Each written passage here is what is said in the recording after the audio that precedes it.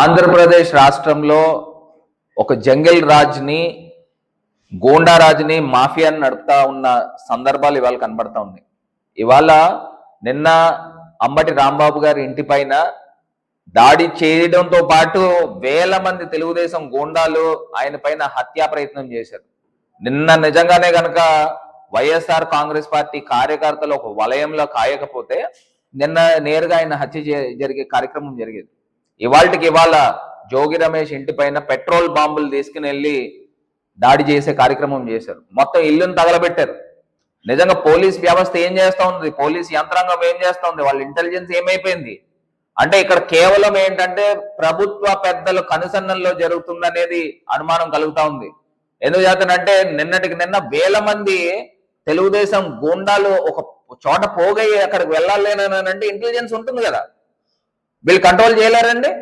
నిజంగా పోలీసులే కనుక హెల్మెట్లు వేసుకుని లాఠీలు పెట్టుకుని చెదరగొట్టాలంటే ఎంతసేపు పని. ఇప్పుడు మా ఇళ్ల పైన హౌస్ అరెస్టులు చేశారు, తెలుగుదేశం నాయకుల ఇళ్ల పైన ఎందుకు చేయరండి?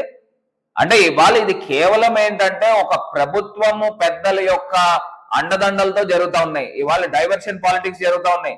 ఆంధ్రప్రదేశ్ లో లడ్డూల్లో ఏ రకమైన యానిమల్ ఫ్యాట్ లేదు అని సిబిఐ కోర్టుకు నివేదిక ఇచ్చిన తర్వాత ఈ సంవత్సరంన్నర కాలంలో లడ్డూల పైన, తిరుపతి లడ్డూల పైన దుష్ప్రచారం చేశారు. ప్రజల్లో చర్చ జరుగుతూ ఉంది.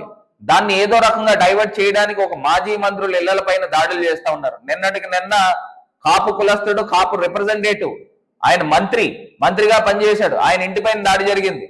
అదే విధంగా ఇవాళ గౌడ కులస్తుడు, ఒక మాజీ మంత్రి, ఆయన ఇంటి పైన దాడి జరిగింది.